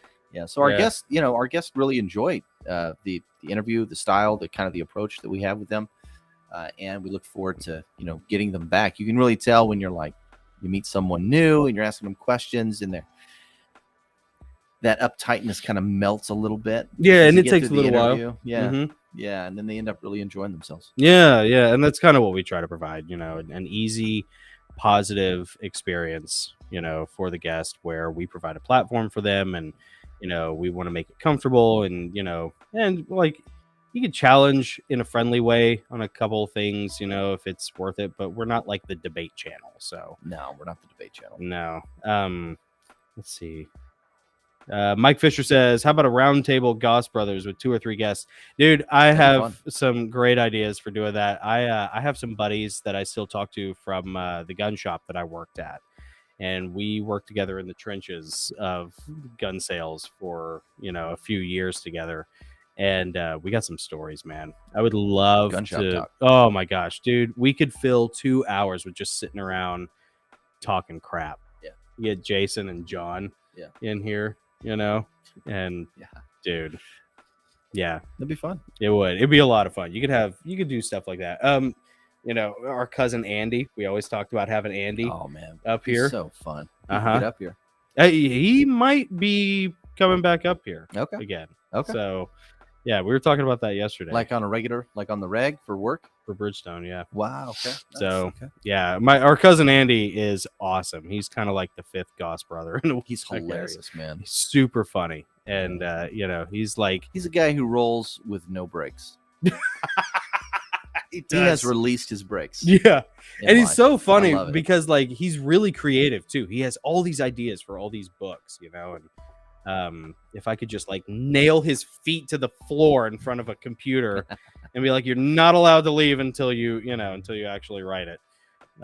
Anyways, Tricky says I loved him before I knew about him. Exactly. Yeah. Yeah. He's really cool. He's really cool. He's deep South cool. Yeah, he is. Yeah. You want to talk about? Let's talk about your book. Oh, sure. Okay. Yeah, so I wrote a 7-novel series about the wars between the angels. It's called Heavenly Realms. The first book has the QR code up there. It's what you're seeing right now. It's Empyrean Falling. That is the name of the first book. That particular book details the rebellion of Lucifer and his transformation into Satan, and the war for the throne that takes place in the lower realm of heaven. It is Christian angelic warfare. It's Christian fantasy. Definitely, in the vein of 300, Gettysburg, Gladiator, Braveheart. It's very terrestrial, Rome, Total War kind of. I did tons of research on all different types of troops and armies and weapons and armor and everything throughout history, and sort of like compiled a fantastical hodgepodge. It's kind of like all of the big battles from Lord of the Rings, except like they're angels and they have the ability to unfurl their wings and fly, and they have fiery eyes, and but it's very terrestrial and accessible. And they bleed. They sweat, they eat, they drink, they poo-poo, they pee-pee, Not in the book necessarily, but no, not every pee-pee is a poo-poo. But every poo-poo is a pee-pee. Yes, it is. Especially after 40. Yeah. So yeah, I wrote 7 of these novels. Not a quote from the book, by the way. No, but I really feel like I go back and edit. I mean, that's a missed opportunity. You really missed some of the sage advice that Michael gives to Gabriel. yeah, and Michael kind of, especially in the first book, Michael is, use that bush over there, but it's burning. It all burns after a while. You had too much mana. It is now. Yeah, you had too much mana. What can I tell you? I mean, maybe if you would have drank more water and less communal wine, yeah, you wouldn't have that problem, Gabe. Drink out of that river. It looked bloody. Yeah. And now you. And now you know. Yeah. So, but yeah, Michael the Archangel is kind of like the good guy, the main hero and protagonist of the first book, and lots of recurring characters. Michael the Archangel, Gabriel is also the Archangel, and then Lucifer is an Archangel as well, and he turns into Satan, kind of like a Vader thing, and it's written for fighting age males, but I've known a lot of women who really enjoyed it too, surprisingly, because like there aren't really any humans in the book. I mean, like there's a framing device in Empyrean Falling that involves a human, and then humans pop up throughout the story, but the angels are the main characters. Yeah. So it's not about necessarily, it's not like This Present Darkness thing where like the angels show up as these superheroes who are fighting each other behind the scenes, and it's really about the humans' salvation story. It's like, no, it's like just about the angels. Yeah. It's just about like the angels all fighting each other. And the books take place in different times. I wrote them all. They all were finished like 10 years ago. And then after this Joker published his stuff, his Travelers League on Amazon KDP, I realized that I could publish them too. So I dusted them off. No one wanted to publish them. Christian publishers said they were too violent and too theologically challenging because Lucifer has good arguments. He's wrong, but he has good arguments. Yeah. And secular publishers won't touch anything that's overtly Christian. And it is overtly Christian. There's not a lot of swearing in it. There's certainly no sex because all the angels are male. Even in the later stories, like the third book, Sturm und Drang, is about the flood. And that's about the Grigori, and they're creating the Nephilim when they fall in love with human women. And so, but even then, it's all like either rated R for violence or PG-13, and nothing gratuitous, but realistic. I mean, you might consider like the violence gratuitous, but like, nothing gratuitous except the entertainment, except the fun. Yeah. So, yeah. And like most of the angels, they all look like us. That was one thing that I wanted to do. I wanted it to like be like Gladiator, but they can fly and they have fiery eyes. Yeah. Because it's accessible. You can't have a hat on a hat. You can kind of only have one hat. You can have one weird, cool thing. You have two weird, cool things. It becomes too much for the reader. So anyways, I had a lot of fun writing it. A lot of them were metaphors for my personal spiritual journeys as a Christian. And, the second book, Grey Aegis, is a great one to read. You actually kind of don't have to read the first one in order to read the second one. It helps, but it's not necessary. And that's about an angel who falls and then goes on a quest for redemption, which is like apparently a really controversial thing, but I did it. And so they bounce around with different time periods, but they all kind of tell the same story with the same characters, lots of recurring characters, lots of, friends and shifting of the tides over time. One thing that I did that I had forgotten about until I started editing the last novel, Pandemonium Rising, when the fallen figure out how to invade heaven. And one thing that I'd forgotten about that I did in that book was like, by the end of that's like the end of the Heavenly Realms saga. And by that time, there are like so many fallen angels, like characters in the story who are just like, dude, we're sick of fighting. Yeah. This sucks. Like, there's got to be a way. There's got to be a way to like figure this out.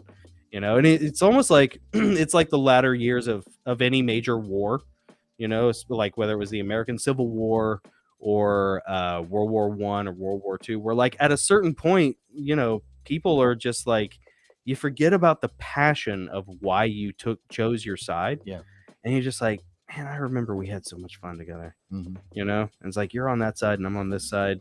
This sucks, man. Yeah. And there was this like ennui there, this pathos. Yeah. that I had totally forgotten about. So cool. Anyways, yeah, you guys might dig it. I hope you do. It's in paperback and Kindle ebook, and then you can get all of them in audiobook. They're all narrated by Adam Burrell, who is a wonderful friend of the channel, and he also is my editor. And he sounds like Alan Rickman, and he is fantastic. And he poured his heart and soul into those books. So I highly recommend, if you are a fan of what we do here, support Adam. If you have the Audible credits, especially, like, give Adam some love by buying those audiobooks, because he did a fantastic job.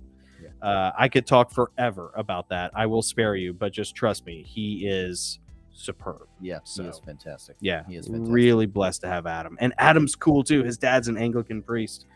Yeah, like Adam's rad. Yeah, And not only an Anglican priest, but he was on the exorcism team.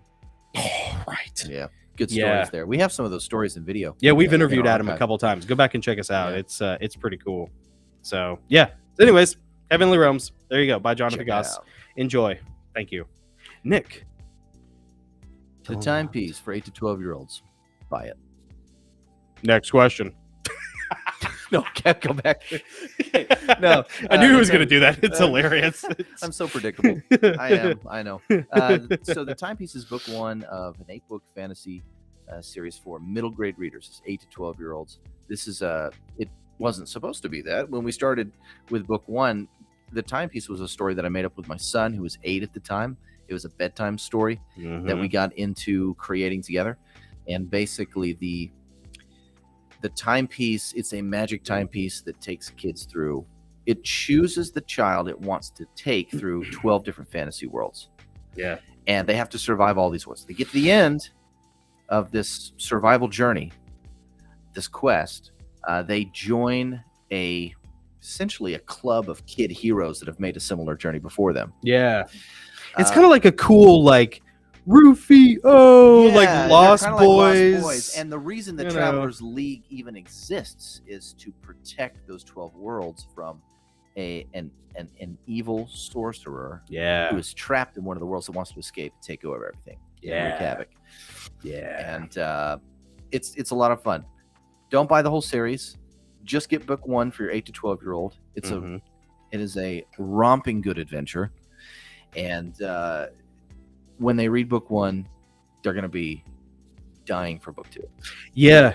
The feedback that Nick has gotten on the Travelers League, like, kids love it. They've like stopped him in church and been like, he wrote the Travelers League, and like he's been in the paper. I mean, it's wild, dude. I was like, dude, I've been writing for 20 years and you just like come out of nowhere with this. It was fun. All right, cool. Christian got into it. We were making up a new chapter every night just for fun, just making it up, not writing anything down. And my wife said, oh, he's really good. You should try to. You ever thought about maybe like writing it, turn it into a book? Maybe other kids would like it. Turns out other kids do like it. And so if you have an 8 to 12-year-old in your life, a child, grandchild, niece, nephew, or you have friends that have some of these little munchkins, little hobbits running around, they're going to love the timepiece. And one thing that I think Nick and I both did with our series, Heavenly Realms and the Travelers League, was it's not like in for a penny, in for a pound. You don't need to be like pot committed. You could read Empyrean Falling, you could read the timepiece, and each book, for the most part, each book has enough closure to where like it's got a beginning, middle, and end. And then like that story is done. And so if you're like, let's say you read the first 2 books and you're like, oh, that's cool. All right, I'm full. I'm good. Same thing with Heavenly Realms. You read you get to like whatever number, you can walk away whenever you want, and you're not like left hanging, with this, it's, because like we kind of experienced that with Wheel of Time. Wheel of Time is a great series. It's like 14 books long, and each book is 700 pages, but the thing about Wheel of Time, it was great, but you really did kind of have to like, there wasn't like the closure that you always wanted at the end of every book. You really kind of had to be committed to that series. And so, book 1 of the Travelers League series, the timepiece, you can read book 1 and walk away and be like, man, that was a great story. It's classic hero's journey. Yep. Of a 10-year-old boy. He goes through a hero's journey. Yeah. But even though it is a complete story with a perfectly good ending, you're like, I really do want to read book 2 now. Yeah, there's like a really, really cool, Nice really little sweet hook at the end. Yeah. That is like, oh, that's neat. Yeah. Oh, Nick, you. All right. Enough about our books. Enough about our books. Talk about the By Human Pledge. By Human Pledge. Nick came up with this, and this is really cool. And this was kind of something that we wanted to talk to John Howler about tonight. Yeah. But we rescheduled for September, actually. September. Yeah. He's got a big summer. Yeah. So we're going to talk to him about this, assuming this is still, actionable by then. By the way, generative AI was not used in the production of tonight's live stream or anything Gosslings do, including the writing of our books or the purveying of our art. Yes, we refuse. Whatsoever. We will not use AI for anything. Writing, editing, images, nothing. We're not going to use it. We refuse to use it. And if that is something as an artist that you want to pledge to do as well, you can scan the code, add your name to the list of creators and authors who refuse to use AI. We want to keep it human for other human beings. And if you're someone who wants to maybe hire an illustrator, or you want to buy a book, yes, you want to buy music, we have musicians in there too. Yeah, Gabriel Bello Music. Yep, there's been a couple of musicians that have signed their name to the pledge. They're not going to use AI to write their music. And so you can check out that list by scanning the code there, and you can add your name to it if you'd like. Yeah. But you know what? We might be charging hell with a water pistol doing this, but you know what? Got to start somewhere. Make a stand, baby. You got to do what you can with what you have. Yeah, there's something to be said for pragmatism, but honestly, there's something to, you have a soul. You know, honestly, you have a soul, and you have to have passion about something. And stick to your principles, and your principles don't mean anything until you sacrifice for them. That's well said. So if I had anything left in my cup, I'd toast you. I'll do it anyway. That's good. Next week, we're going to have stuff in our mugs. By God. Yeah, actually, it was funny. I saw this Cactus Kicker said, I'm starting on Audible. Archangel Gabriel is drinking dude's scotch. Yeah. So that's actually one thing I did. This sort of gives you a little glimpse into kind of what the purpose was of the heavenly, because it's meant to tell human tales through the archangel or through the angelic guys. Michael kind of has a drinking problem. Interesting. He kind of, it's not bad, but you can clearly tell that he's the middle brother. Lucifer is the eldest. Michael is the middle brother. Gabriel is the baby brother. And so Michael, he's a cherub along with Lucifer, so they're best buds. Gabriel is a seraph, he's the baby brother, so he's kind of it's almost like having a baby sister. It's he's always kind of outside the circle. And circle of two. The circle of two, yeah. And so when the story kicks off, Lucifer has already basically had this plan in motion to rebel, and it was the creation of humanity that tipped him over the edge. Well, the thing is, Michael has a bit of a drinking problem, not a bad one, but you can kind of tell he's masking some guilt. And it's why? Why is Michael's awesome, right? Michael is always the super cool hero dude. Why does he have a problem? Well, of course he does, because Lucifer is his best friend, and Michael will face any battle head on. He does it multiple times in the book. Overwhelming odds, Aragorn charging Mordor style, knowing he's gonna die, and he has the faith of David in that regard, But what's the one thing he couldn't face? He couldn't face his brother going over to the dark side, his best friend going over to the dark side, and so he carries this guilt with him of in my weakness, in my fear, I have not confronted my brother about this. I have not been my brother's keeper. And so he kind of masks his shame and his guilt, even though he's this big warrior angel in charge of all the other warrior angels, and he's the lion of Zion, he's the coolest dude out there. but man, that's his weakness. You know, that's his kryptonite. And so like there are moments in the story when they're on campaign and he's like, oh God, I kill for a drink right now. You know, but so yeah, I mean, and that's something that we all face. I mean, that's, you know, we all have those little moments like that in our lives, you know, and like there's a way to work through them, you know, and so it's kind of unveiled in this angelic skin. That's sort of like the purpose of the stories, you know.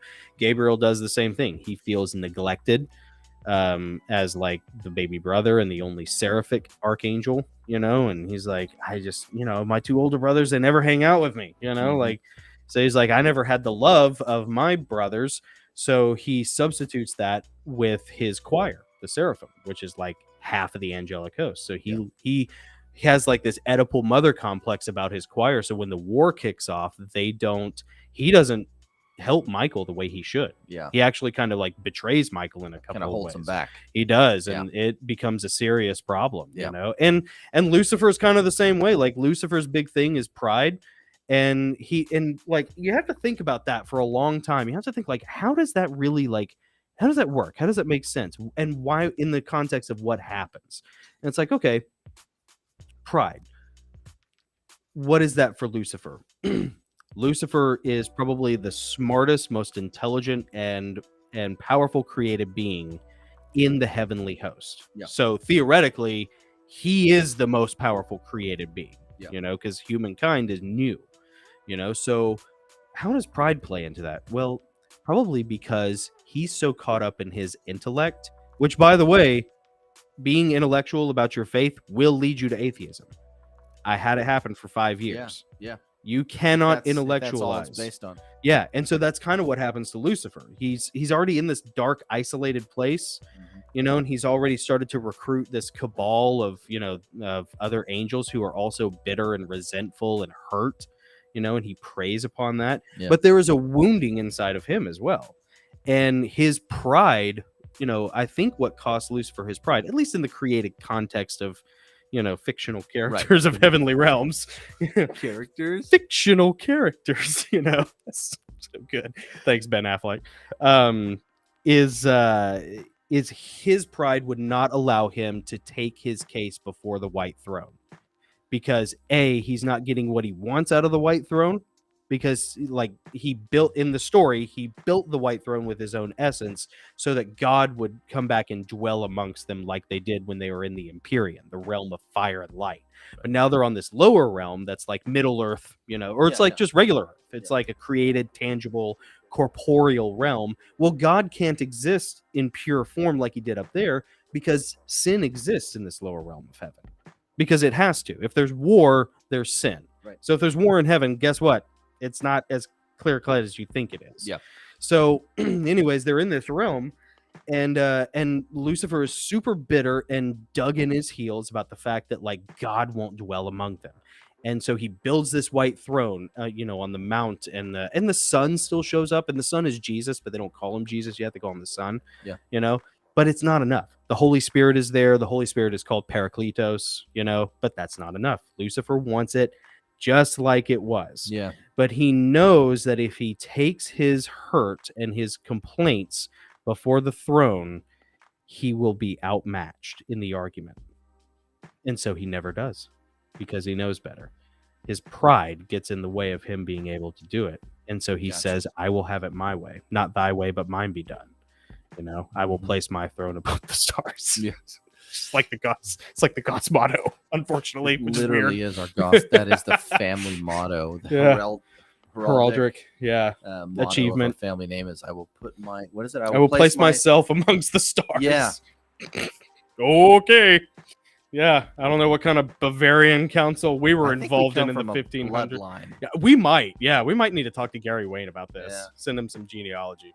So, anyways, that's sort of like, you know, and then there are like these platonic love triangles that happen that, you know, are based off of my own life, you know, and not just my own brothers and friends, but people I've loved and who have loved me. And, you know, humanity is just, we don't appreciate the things we have. We want the things we can't have. We want it our way. We don't want to involve God because it'll prove us wrong.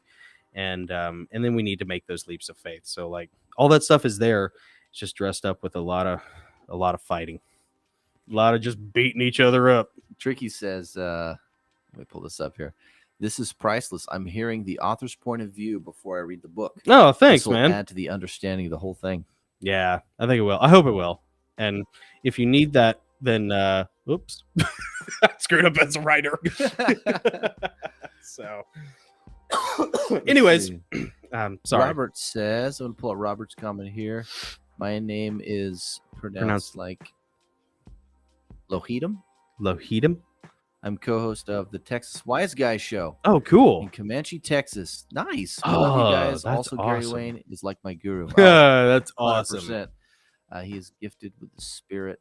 Voice of Yeshua. Man, I'm telling you, there's something about Gary Wayne that people listen when he talks. Yeah. He's not Mr. Charisma. He's not like, there's this whole cult of personality now that people are tending, they tend to follow influencers and all that. Mm-hmm. Gary Wayne isn't, he just has this knowledge in the way he talks about prehistory and, the end times and how it's all connected, and the vast amount of research he does, and his meek but intelligent presentation of all of that. It just draws people in. It's kind of like what we were talking earlier, like the Lincoln Douglas debates, where like people would talk a long time. They'd really thrash out an issue in detail. Mm-hmm.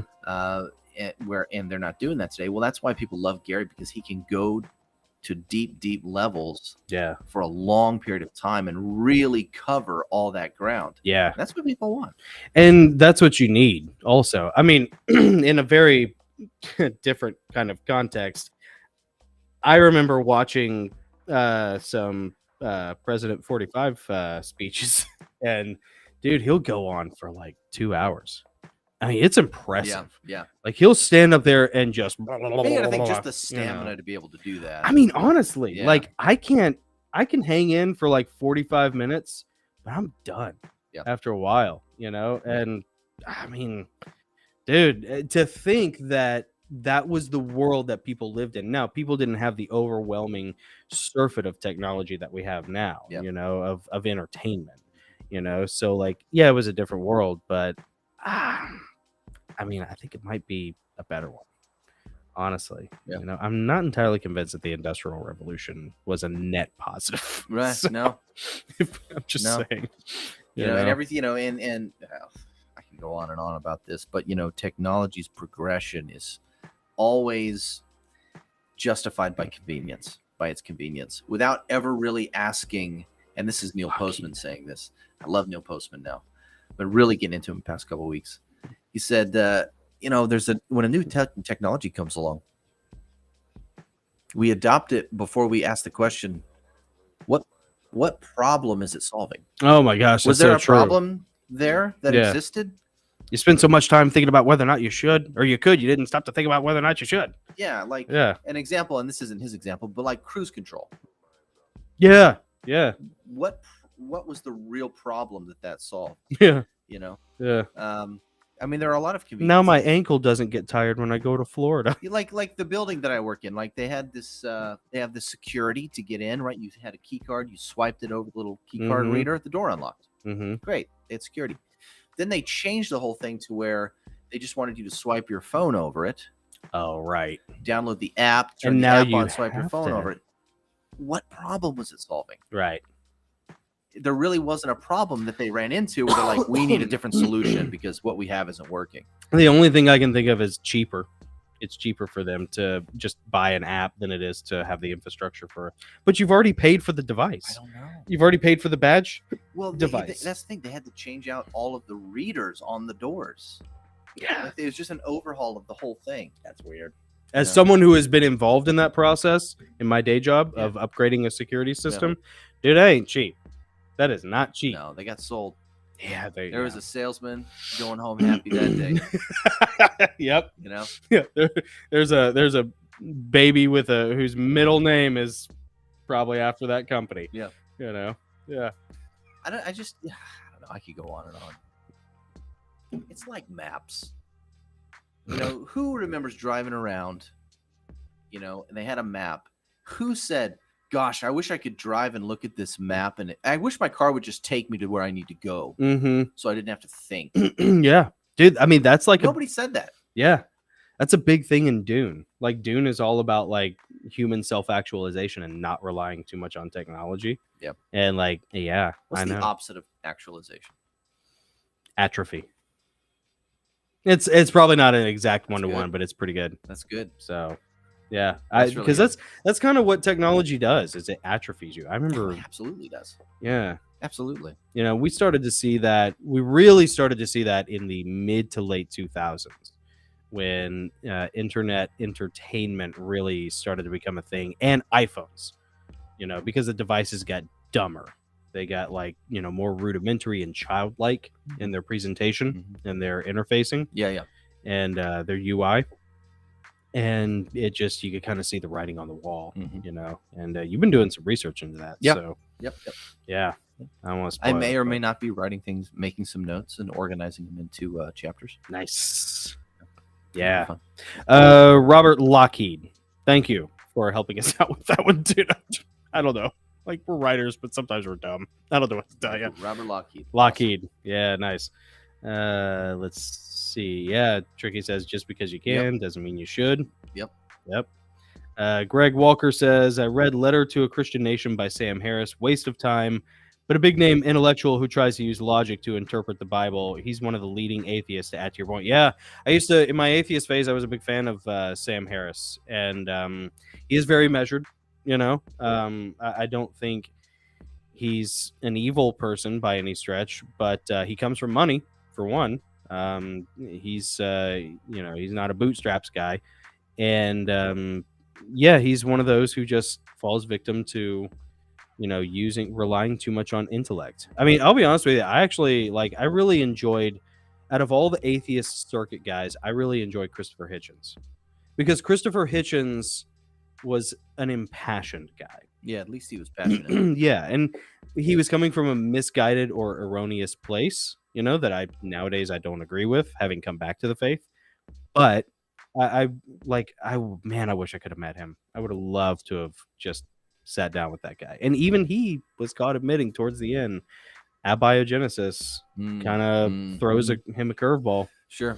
You know? Yeah. So, and honestly, Jordan Peterson's the same way. Like, Jordan Peterson is a great gateway to getting back into that and sort of, you know, having more reverence and appreciation for the Bible. But you have to be careful not to substitute Jordan Peterson for actual Christian biblical study, because Jordan Peterson makes a lot of great points and has a lot of great insight. But until he's a Christian, he's not going to be 100%. Yeah, you can't be, you know. And I say that as someone who, you know, like, really almost hangs on every word that Jordan Peterson has said for the past 7 years. Yeah, no, you're right. I mean, he's great, you know. But that is something that as Christians you have to kind of be cautious of. And there are a lot of people out there who are former Christians, who are like secular libertarians or spiritual libertarians, who like, they just substitute him for, you know, God. You know, or any sort of numinous entity. Yeah, the final authority. Yeah. And they just, you know, whatever. People are looking for it. Yeah, they are. Want to find it. Chris Cap says, we're going back to technology. That scene in WALL-E, when everyone's over. Have you seen WALL-E? I know exactly what you're talking about. And like the captain of the ship, big.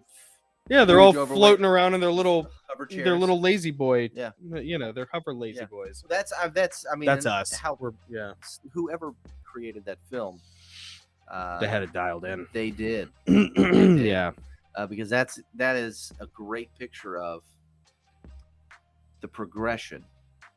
Yeah, that's where it's leading. You know, we're always making, when it comes to adopting or using something that's new technology, and AI is a great example of this. You know, we're making convenience-based decisions. We're going to use it because it's going to make things more convenient. Yeah, make it quicker and easier. I'm not going to have to get up. I'm not going to have to hire someone. You know, it's convenience-based decisions. Yeah, everything since the internet came along, and you could argue even television, but everything since the internet came along has been all of our decisions have been based on convenience. That's what drives technology forward more than anything else. Yeah, because it can be preyed upon. And it creates the exact opposite of what Roosevelt called the strenuous life. Yeah. The real full life. Yeah. It's sitting around, machines doing everything for you. Yep. I'll tell you, man, you want like a cool little like low impact life hack. Life hack. Life hack. Be gay. No. Kidding. Don't. Yeah, don't. There's our channels, right? Maybe no. Yeah. Cold showers. Oh. And like every morning, what I do, and I've taken like some pure cold showers before, but every morning what I do, hot water to actually clean, to just wash the sweat off and everything, and the shampoo, and it makes it go by faster. And then I'll crank it down as cold as I can for 3-4 minutes, something like that. And it's great for your skin. It's good for your cardiovascular system. It's kind of therapeutic if you have joint or muscle aches, that hot and then cold. It's that icy hot thing. But the big benefit, and Alexander the Great used to do it every morning when he would bathe in the Eurotas River. Like, dude, and that was a cold river because that was like Balkan Mediterranean. Yeah. That wasn't like Corinth. Yeah. But it does harden you a little bit. It just gets you used to enduring, the strenuous moment. Yeah. And it teaches you that you can get through it. And you feel great after. Yeah. When you get out, I feel more energized than I do with a hot shower, which is like, oh, like, of course, duh, idiot. Oh, you put this in your little angel books too, but by the way, Joanne's heading off to work. Have See a you, great day at Joanne. work. See you, Joanne. Thanks for joining. Be safe today. Watch for wallabies. Thanks for joining tonight. See ya.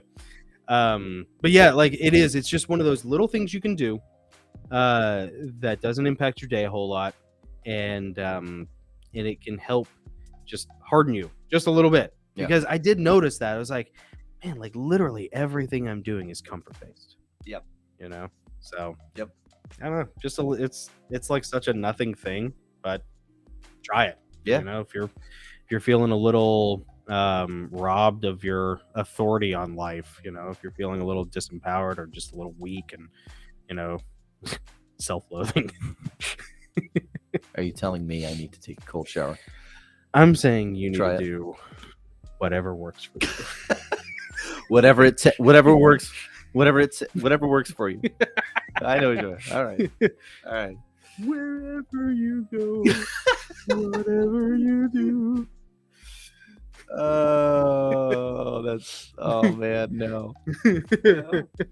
All right, well, you want to wrap it up? Yeah, I think so. Yeah, we've gone for almost 2 hours, just like totally, It's been fun though. It has been fun. Yeah, dude, everybody's been great in the chat, and yeah. Well, we'll do our sign off here. I will turn this down. We got to do our patron shout out. Oh yes. One of the perks that our patrons get is a shout out at the end of every live stream. I'm going to cue up the music here. Yeah. And let me get all set up here. I'm sleepy. Yeah, me too. Man. Ladies and gentlemen, here we go. Starting off with our, I better make this quick because we got a ton. Spartan level patron up at the tip top. We got Goss Hog Lifts. Follow on Instagram, Goss Hog Lifts, for inspiration for young men. Yes. We have Pressfield level patrons. We have Joanne, who is just with us, and Lisa. Appreciate their generous support. Lisa was also in the chat. Thank you. She was in the chat as well. Also, Hemingway level patrons, Jody, Tim, American Cars and Tricky Subject, both with us tonight. Thank you guys so much. Really appreciate you. And now the Orwell level patrons. Yes. Tina, Karen, Nancy, Rita, Orlando, Mark, Joshua, Courtney, Bob, Margaret, Julie, Ruta Lee, Savannah, Bay, Joshua, Lincoln, Alanya, Melissa, Vicky, Kelly, Marcia, Deep Breath, Jabber, Charmaine, Jerry, Marcia, Cheryl, Chris Caps in the chat tonight, Karen, BK9 Training, Mama Shaw, OC, Cascadian Breeze, Gay Bella Music, Mike Fisher, glad he was with us tonight, Carol J, Jamie J, Sean E, Sunny, Michelle, Charlotte. Nice. And we did it. Thank you. Minute Work golf clap. You guys have never seen Men at Work, by the way. It's an excellent. It is excellent. Yeah. Late 80s, early 90s Charlie Sheen, Estevez Brothers movie. Yeah, it is fantastic. It's what codified the golf clap. That's why we all know about it now. So, anyways, nice. Thank you to everyone for being a Patreon. It really, I know we talked about it before, but it really does make a big difference for us. Yeah. So we really do appreciate it. Thank you guys so much. Yeah. So, all right. Well, we're all done. Man, this has been great. This is the first of our Thirsty Thursdays. I'm sure it'll evolve and we'll shave off some rough edges and figure some things out as we go along. But and Illuminati after party this Sunday. Yes, this Sunday, Illuminati after party. Yes, I think so. I think we're scheduled for 6 p.m. All right. So 6 p.m. Central Time. Join us again in the live chat where we will be doing this, but in a more structured environment. And we'll have a lot of fun, man. But in the meantime, we hope you guys have a great rest of your week and a great weekend. Until then, I'm Jonathan. I'm Nick. We are the Gosslings. Go forth and strike down the